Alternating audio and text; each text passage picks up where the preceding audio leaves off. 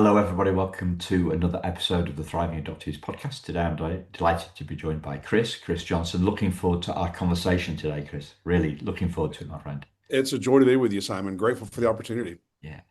This listeners, this guy has.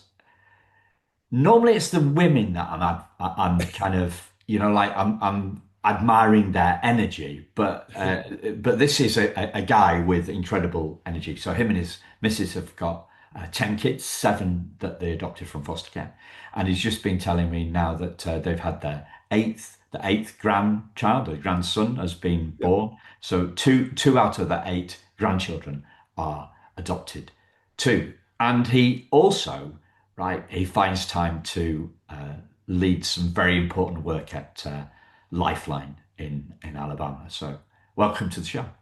Thank you so much, man. Yeah, we are so blessed. I tell you, we never anticipated, Alicia and I, when we first got married. A lot of people talk about how, adoption was a part of their plan from the beginning. It was not ours, and we never really planned to even have a big family.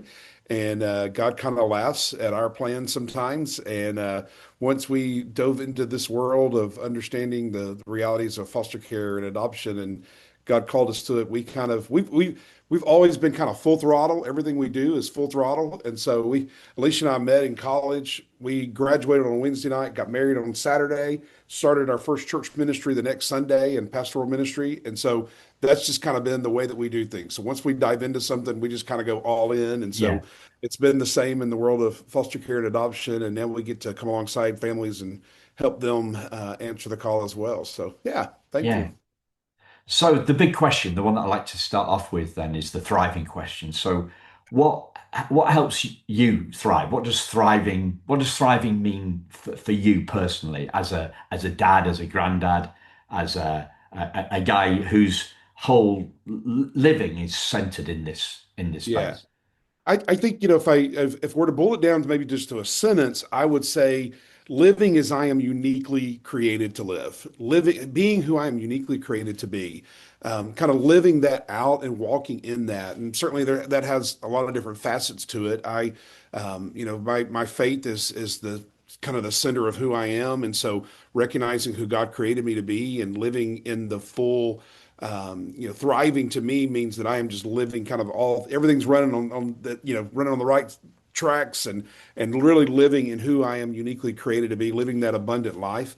I think a lot of things that get you to that point is kind of understanding your identity and recognizing how so many of your, all of your experiences and all of your relationships have shaped you to be who you are. And so living in that fullness of that, I think it's a journey. I think thriving is a journey. It's not something that, that we probably fully accomplish at any one time. We're all on a path and a journey of moving toward thriving in greater levels. I think that you don't have to have all the answers figured out. You don't have to have everything, just spot and every bow tied in order to be thriving. I think part of it can be that journey of just kind of recognizing different aspects of your life, learning from those things, understanding who you are, and then growing in really just kind of who you're created to be. So I think it's this process of moving toward just living out who you're uniquely created to be.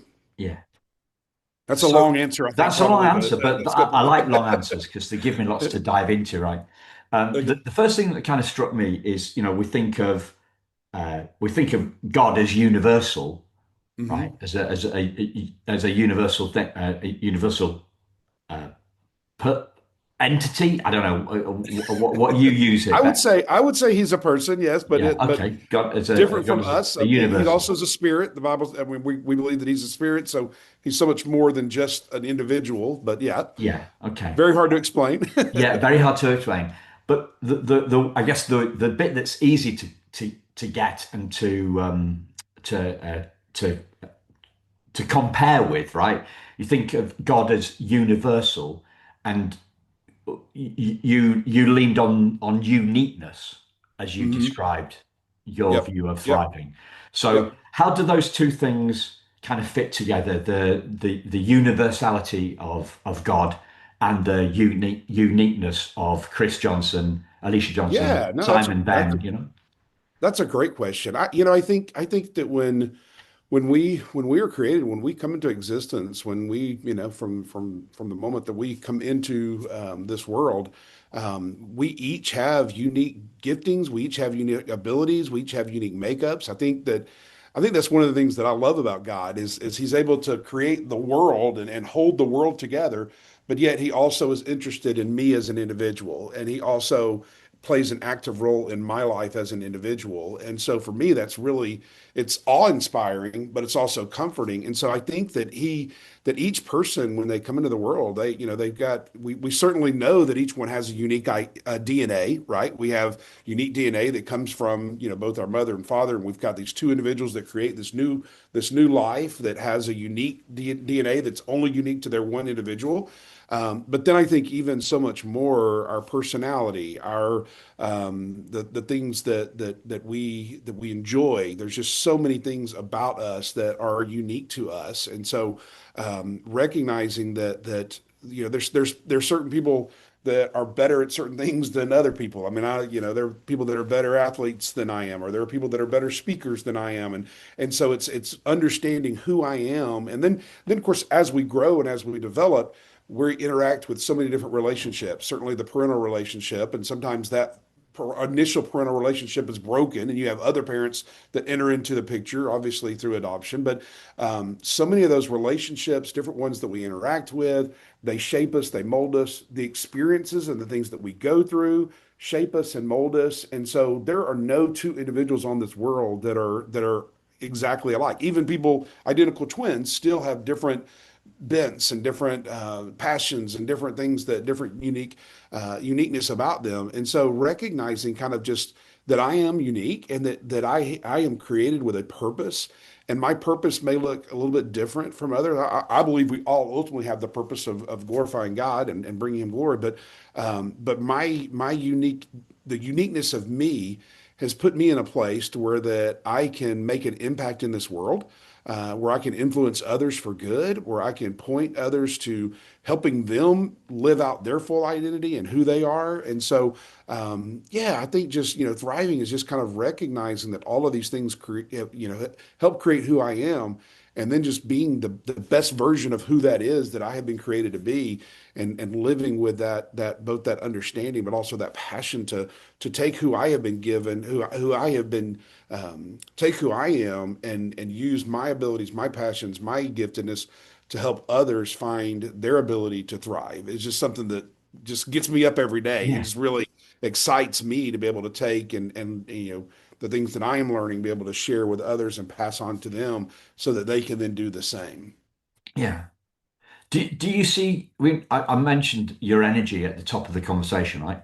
So do you see that your energy as a unique thing, or do you see that as a God thing, or do you see that as both? How do you see the energy thing? Yeah, I Because would you I would seem say to be. it's both. I mean, I think again, it's part of who I am, and it's part of just that we one of the tools that we utilize here at Lifeline is the working genius. So we want to help people do their job and live their life every day in whatever part of their life that gives them the most energy and the most, connectedness. And so my working genius is that I am a galvanizer and I'm an enabler. So just part of the nature of who I am and who I think God created me to be is someone who just, I love coming alongside people and helping them be the best version of themselves.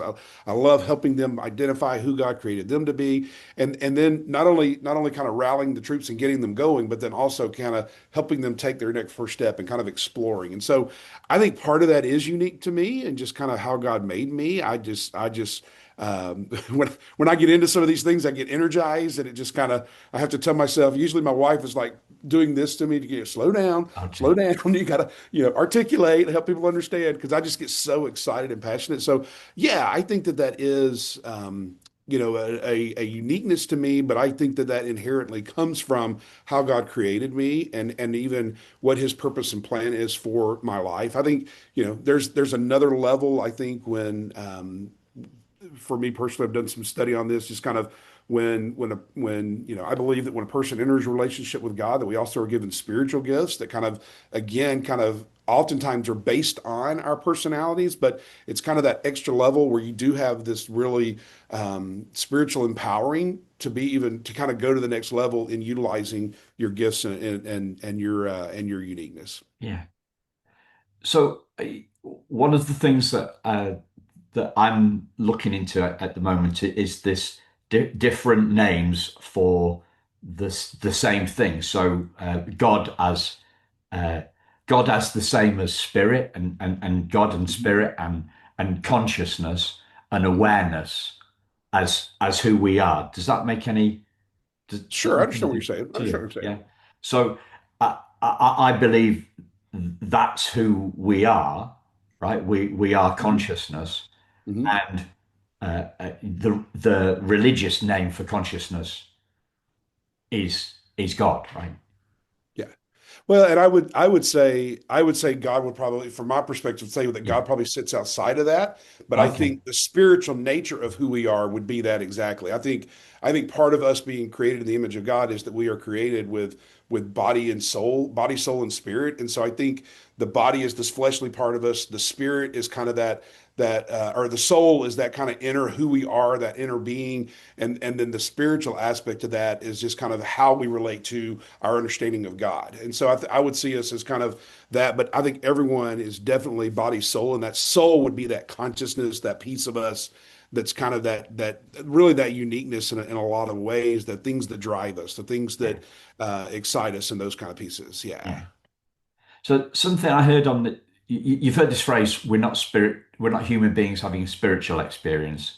We're spiritual beings having a human Sure. Yeah. experience. Yeah. Yeah. Yeah. Yeah. Yeah. Yeah. So what does that mean to you, Chris? Yeah. Again, I believe that we're kind of created with this missing part of us that God feels and the spiritual aspect feels in us. And so I think that yes, we are created as physical beings, as individuals, but there is something that we're created for something greater than just what this physical world has to offer. And so there has to be this reality that our soul, our inner being of who we are, I think our bodies are going to waste away, but our soul, that inner being of who we are, is going to continue to live on. And so, yeah, in that sense, we're absolutely spiritual beings that are kind of just put on a body of flesh that we're living in a temporary world. And so, yeah, and that's why I think it's so important that we nourish that spiritual, that soul side of who we Yeah. are, and that we make sure that it's where it needs to be as well. Yeah. Yeah. Have you heard of this guy Richard Raw? Have you heard about him? What's the name? A Richard Raw. I think he calls himself a I have not. Christian mystic. No, no. I have not. So yeah, he has a book called The Immortal Diamond, Okay. which I've listened to, and I'm wondering whether what you call soul, Richard Raw, Richard Raw calls the Immortal Diamond, and why that's important to me is because the Thriving Adoptees logo is a diamond, and it's a Yeah. diamond as a direct contrast to the way that some of us adoptees feel Sure. that we were trash, right? Yeah. Or that Yeah. we were given away, or that we're less than, or we're not good enough. Yep. Right? So, rather than the trash can as a logo, Sure. we're going with the Or diamond. trash bags in foster Or care. trash That's bags, yeah, trash oftentimes, bags yeah. in foster care, yeah. Yeah. We're going with the diamond, and so our we when we're going diamond mining, right? We're going Yeah. when you go diamond mining, you've got to dig through layers of rock.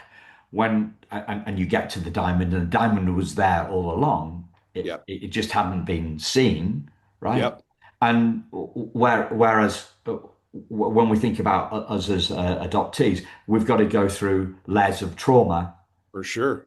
to get through to the diamond that's underneath the trauma that's so Yeah. the diamond has been hidden by the trauma, and so life self realization is seeing that we are Hmm. seeing that we are the diamond, not the Yeah. dirt that it's been Yeah. buried below.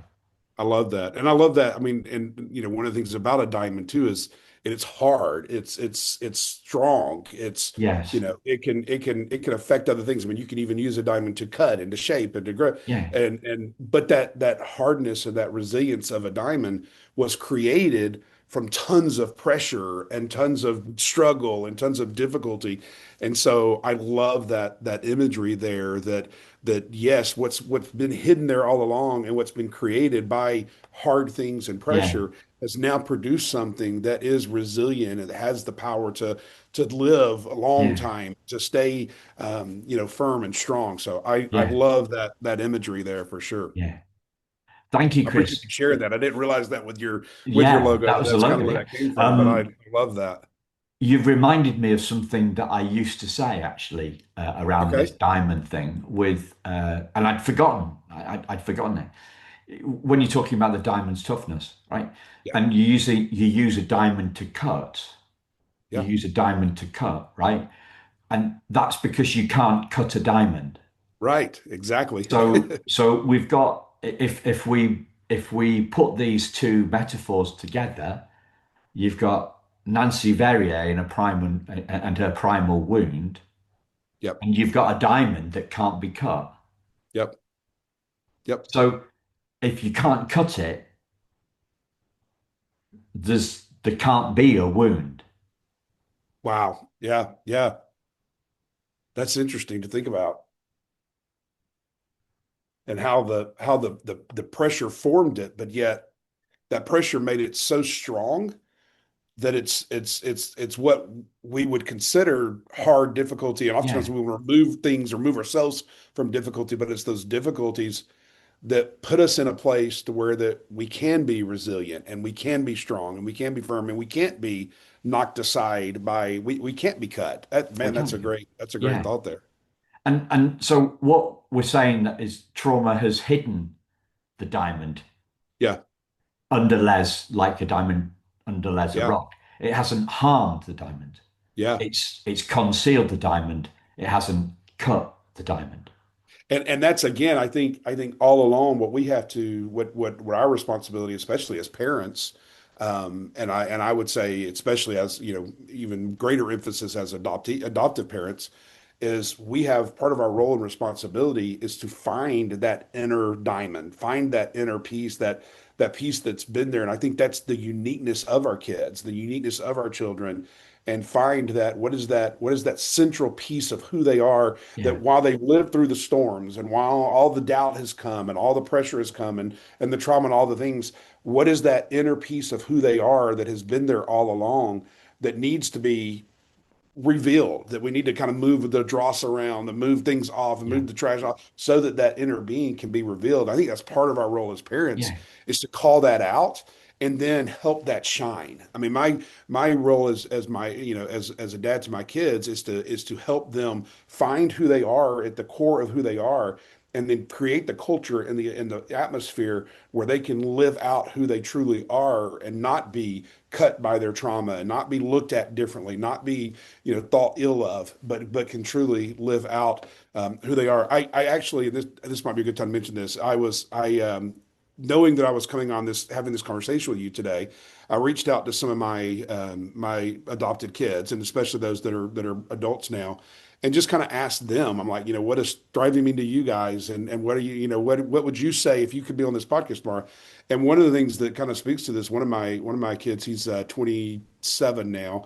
We were talking about just different things. Of course, he was kind of saying that he thinks that thriving is the same for anybody, whether they're adopted or not adopted. But then he said this kind of just struck me as even just this whole idea of a parent, the role of the parent. Um, he said, I know that I have been set up for success and that not everyone gets that opportunity. So I'm always grateful for what you and mom have done for not only me, but for all of your children. And I think that to me, just I told him, I'm like, you have me a mess here, because he said several things about how that we've helped him kind of thrive and those kind of things. But I think just that's part of our role as parents, is to help identify where that diamond is and who that what is the uniqueness of that diamond, and then do everything we can to help clear the mess and the ugliness so that that diamond can shine brightly and that diamond can live out its purpose and go forward. So yeah. I totally agree with you on that. and I also think it's about the clearer we can see the diamond in us, the better Hmm. we get at pointing towards the diamond in others. Yeah. Yeah. And just one thing, I don't know whether how big it is. You tell me, right? Other people have to see their diamondness for themselves. Yeah. Yeah. We can like like I'm thinking of like that's because me and my wife haven't got any kids, right? But I think of stuff that I've heard from our friends that are parents, right? They say, uh, um, "I've told him till I'm blue in the face," Yeah. right? So I think, and usually they're thinking about something like picking up, not leaving Right. their socks in the, Right. in the middle of the bedroom and Right. the, but I think you can tell somebody, you can tell anybody, you can tell your kids until you're blue in the face that they're a diamond, Yeah. but that Yeah. doesn't matter unless they hear those words, unless they see what we're pointing at. Yep.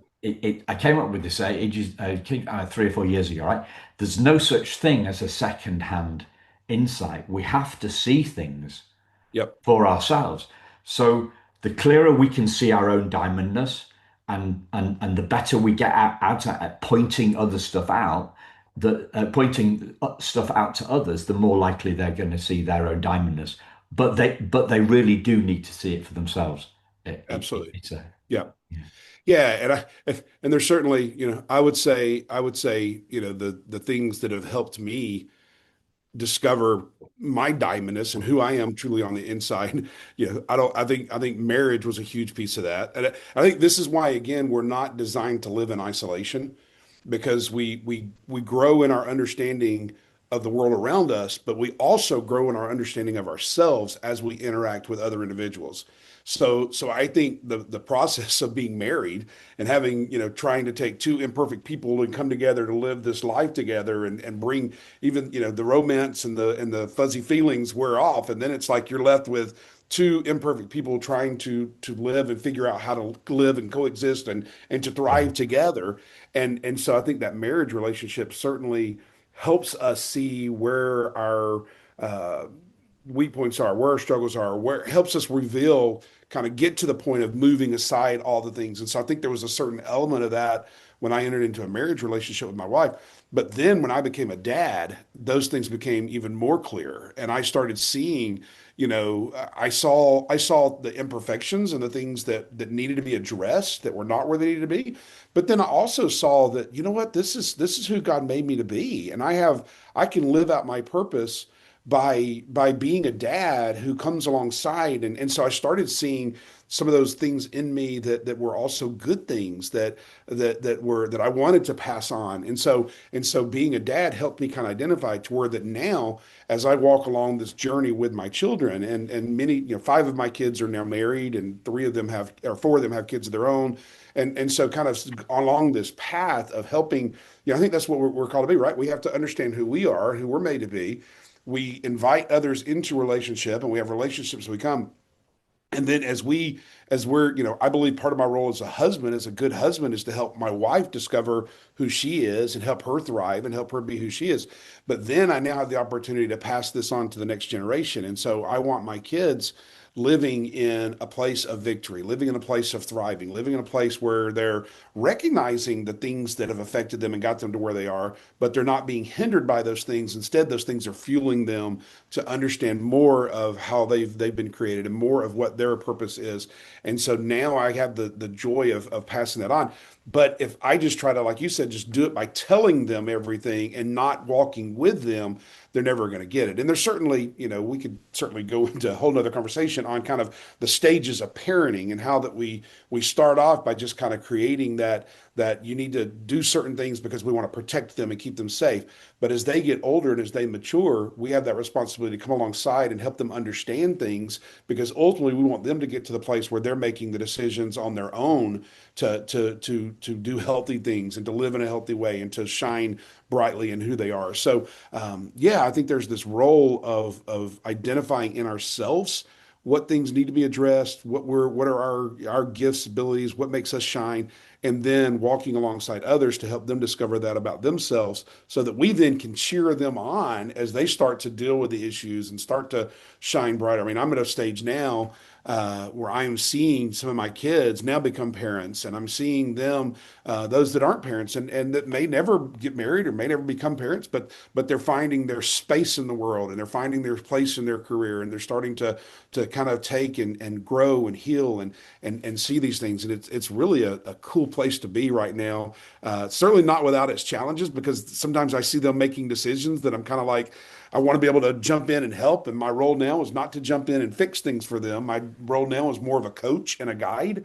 But to see them, making good choices and often making bad choices too that help course correct and those kind of things. But it's really a unique perspective that you get as a parent to kind of help our kids shine brightly in who they are as well. Yeah. I want to take you back to the top of that answer, Chris. And you talked about the fuzzy feelings and the Mhm. kind of the honeymoon period Yeah, of being of being a husband, being yeah, man and wife.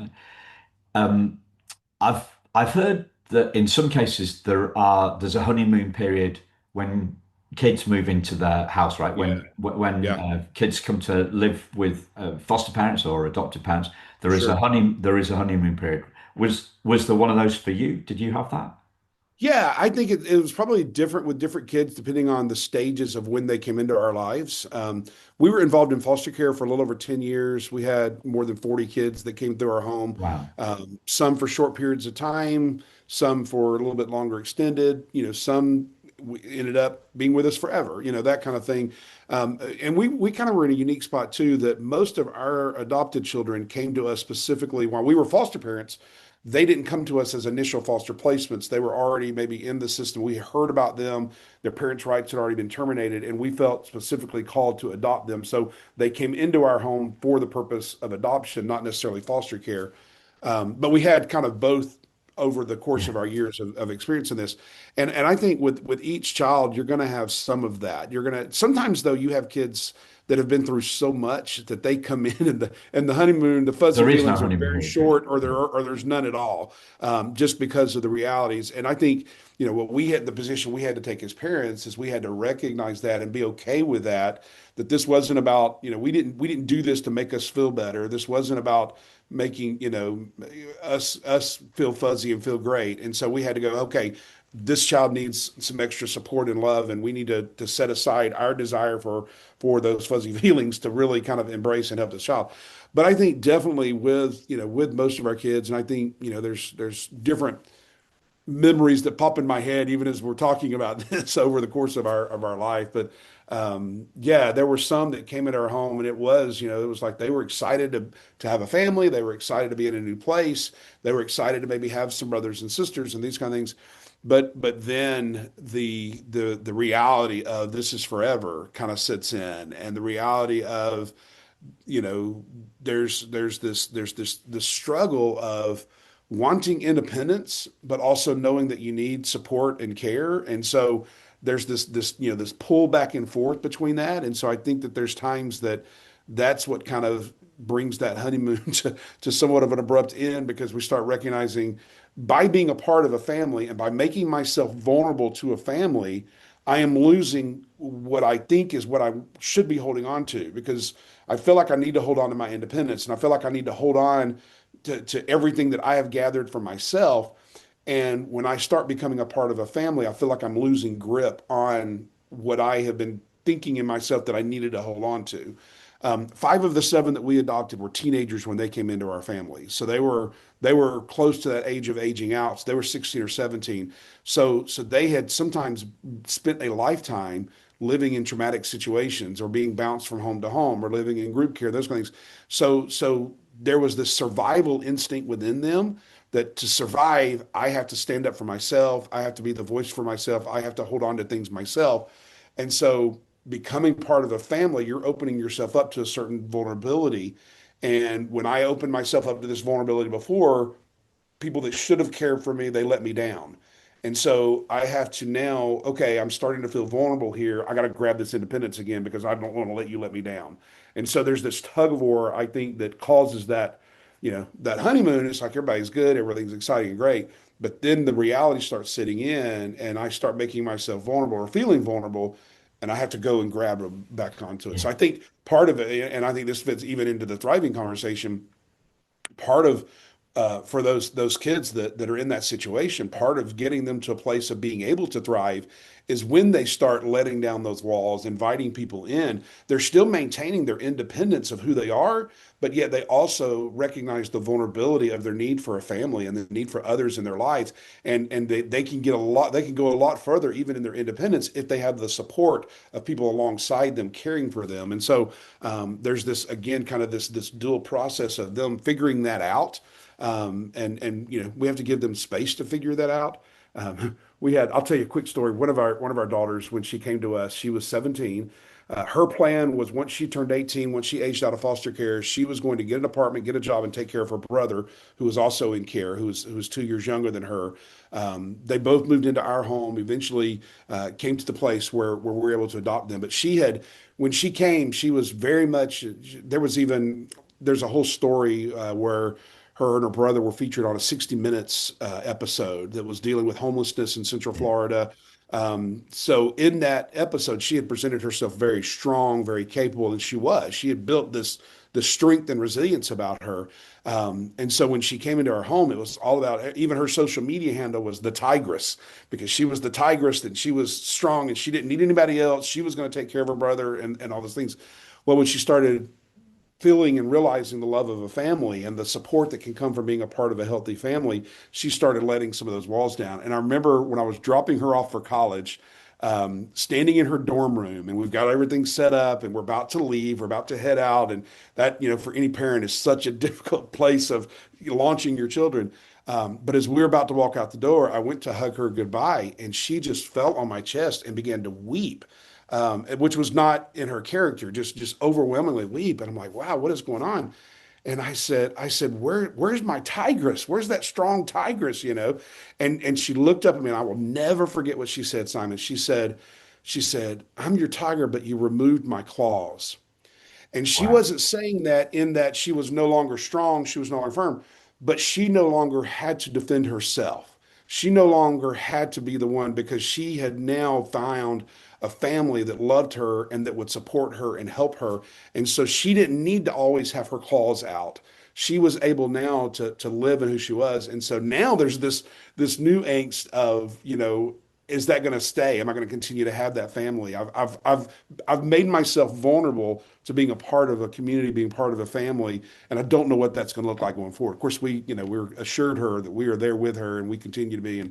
And she's a great mom now. She has a little girl and it's just, man, it's been so cool to see her life continue to move forward in that. Yeah. Wow. Wow. I was thinking as you were talking about kids coming to you at 17, that particular daughter, I was thinking about anger and control and Hmm. aggression and I, we often think about the tough stuff, the toughest stuff for Yeah, adoptive parents, all parents, but like parenting kids with from hard places with trauma stuff like that is the sure. behavior, right? Um, and I can't until today I'd thought about the lack of control and the lack of choice. Hmm. But a 17-year-old must have she must have chosen to be Yeah, adopted by you, right? she did. She Yep, chose, yep, because yeah, they were at the age then when they when could they can make that choose, yeah, choice. Yep, yeah. yep. And uh, is there an age? Is there an age at which the kids have a choice by law, or is it I more believe fuzzy there than that? is. Yeah, I want to say and it may vary based on state regulations where where you live, kind of things. But I want to say that it's around 13 or 14 that they at least start being allowed to have input. It may be earlier than that in some places. I don't know Yeah, specifically, but yeah, there is.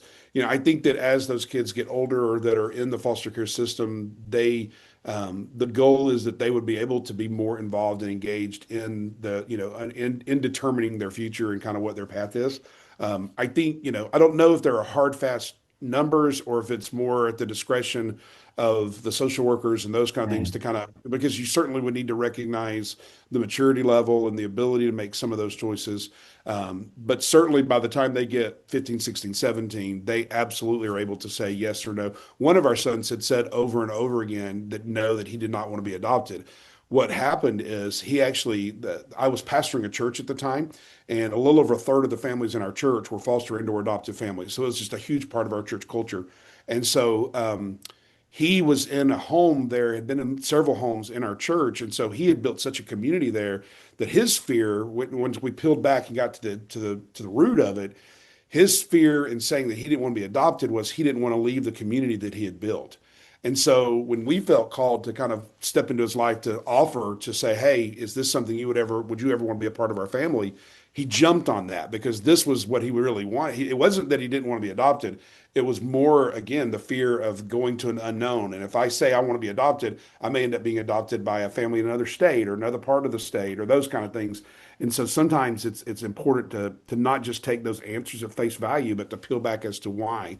But yeah, once kids are that old, they definitely yeah, and they should be able to speak into their future and help. Again, I think sometimes we maybe we need to take into account that they may need a little coaching and help them understand the magnitude of the decision they're making. But yeah, they all had to make that choice. And there was a bit of anxiety for us, kind of as parents, even putting ourselves out there, because we were yeah, like, he certainly could have said no, and the other kids certainly could have said no. And so then we had to kind of wrestle with what does that mean for us? Are we being rejected? That kind of yeah. thing. But we're very grateful Awesome. that they said yes and that Yeah. we've been able to continue to be a part of their lives. Fantastic. There was a bigger question that I had after that kind of maybe small question. I don't know. Maybe there are no such thing as small questions.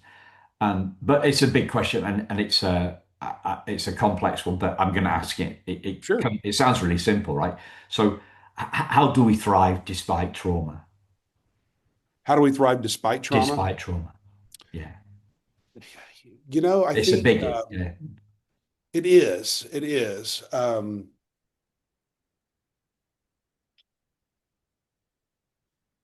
I'm looking right now at my eight when I asked that question of my kids. The first one to respond was my 18-year-old son, and that really surprised me because he's not usually, the one yeah, that kind of steps out. And what he had to say, I think speaks to this.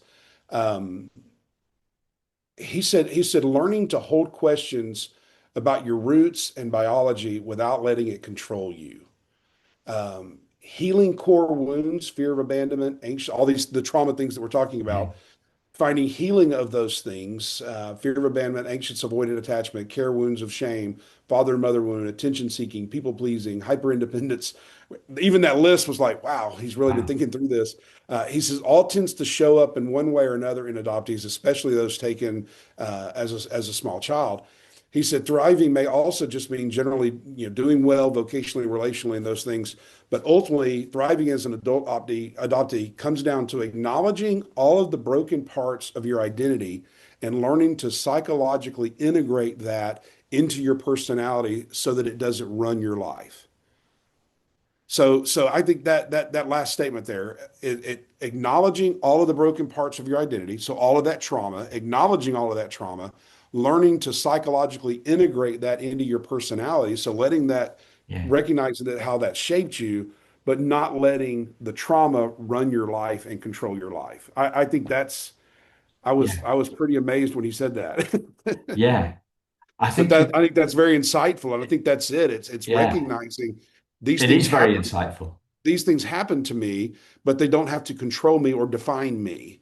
And so I take those things and I integrate them into who I am, and that's part of what shaped me. But I'm not defined by that, and I don't have to continue to live Yeah. in what I was, but I can live in who I am now created to be. Yeah. And I, to, to simplify it right down, you use the word define me, right? So go back to the diamond metaphor. Yeah, Am I the diamond or am I the dirt? right, right. Yeah. Yeah, So that when we're saying I am the yep, diamond, and so for me, it's a kind of a disidentification from our yeah, trauma. yeah. And you, as the diamond, you were formed in the dirt, but the dirt doesn't define you. The dirt is not who you Beautiful. are. You are Yeah. the diamond. You are the beautiful diamond. And that dirt helped make you beautiful. But now you have the opportunity, now that you have been discovered and you have been elevated, you shine brightly, Yeah. not as the dirt, you shine brightly as the Yeah. diamond. I would just say one more word. You said now you've been discovered.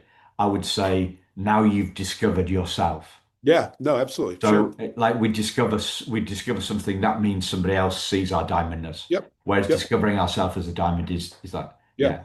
Sorry to Absolutely. be pedantic. I No, just, I I think you're just, and when I and even when I say discovered, either you're both discovered by others externally and internally as well. So no, I would agree completely with that. yeah. And it may well take other people seeing our diamond us first. That's For the sure. For that sure. that's the greatness of you talked But about but I coaching but a I'll kind of take that even a step further though. Even those kids that maybe have not been adopted, that maybe have not had someone else call that out in them. I think it's still important for them to discover that. And there are many kids that have discovered that on their own without people calling it out, just through their own yeah, resilience. And so that man, those stories and those situations certainly are even, are so inspiring as yeah. well. Um, I say this. I don't know how much I say this. I say it fairly often, but I get the sense that when I say it to an adoptee, they don't believe me. But who knows, right? Adoptees do not have the monopoly on identifying themselves with the dirt. Yeah. Yeah. No, yeah, that This is true. this this is this is a human thing. I've It spent is. the last 19 years in a lot of spaces where people were trying to find their diamondness. Yeah. Yeah. And 99.9% of those people that I've spent time in those spaces with have been were biological children that were kept by Sure. their Sure. parents. So it's not. I guess it's just as adoptees, we have perhaps more of a tendency towards identifying with, sorry, identifying with the dirt or not seeing our diamondness. Yeah. Yeah.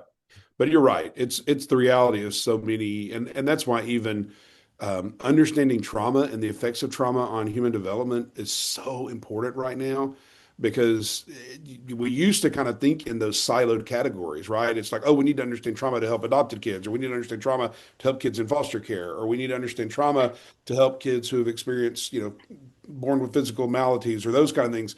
But the reality is now there are, I mean, all of us have some aspect of trauma in our life that we for so long have kept kind of hidden and covered. And I'm so grateful now that the more we learn about the brain and the more that we learn about the effects of trauma, that it's becoming more, the reality is everyone needs to understand trauma. It Yeah, affects everyone. And, even in kind of in church world, pastoral world, we're wanting to equip, churches. Part of our role at Lifeline is we want to equip churches to understand trauma, not just so they can help kids who are in foster care who have been adopted, but so they can help all kids. Because the reality is everyone comes to life with certain aspects of that. And so it's so important that we understand those things and that we seek to help, all kids, all individuals find that yeah, healing and care. yeah.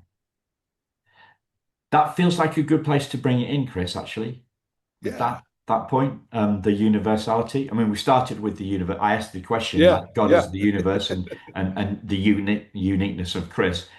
Um, is there anything that I've not asked you about that you'd like to share, Chris? Well, no, I mean, this has been it's been a great conversation. I think, obviously, anytime I get the opportunity to challenge and encourage people um, to live out who they're created to be, and if that involves coming alongside and helping kids from hard places find healing and support, man, embrace that. Don't be afraid of that. So many people shy away from foster care and adoption and those kind of things because of fear and uncertainty and not wanting to be hurt. But the reality is, it's such a great opportunity to take our uniqueness and be able to help others find healing and support and care. And so, anytime I get the opportunity to encourage any audience to prayerfully consider stepping into this space, man, it's challenging. It's hard. It's the hardest thing I've ever done in my life. But it also is the most rewarding thing I've ever done in my life, and it's helped me better understand myself and better understand others, and even better understand my relationship with my Heavenly Father as I have engaged in adoption and foster care. So just want to challenge people that are maybe on the fence thinking about it to really consider what their role should be. Yeah, fantastic, Chris. Thanks, listeners. Thanks, Chris. And Thanks for we'll, what you're doing. Thanks for what you're doing, Simon, to help people understand these things. And just thank you for giving this issue and giving adoptees a voice to process and to think out loud and to yeah. do this. Just, I really appreciate what you're doing. And thanks for letting me be a part of this today. It's been You're truly a joy. welcome. And as you were talking about your kids and asking them about what they thought, yeah, my first thought was, "Wow, isn't that brilliant that Chris did that?" Yeah. That was my first point, Yeah. and then my second point was maybe some of Chris's kids will come on the podcast in due course Yeah. I think when that they've would be heard their great. dad, when they've heard their dad Yeah. on the. Yeah, That would yeah. be awesome. We'll see you soon. Thanks, listeners. Bye bye.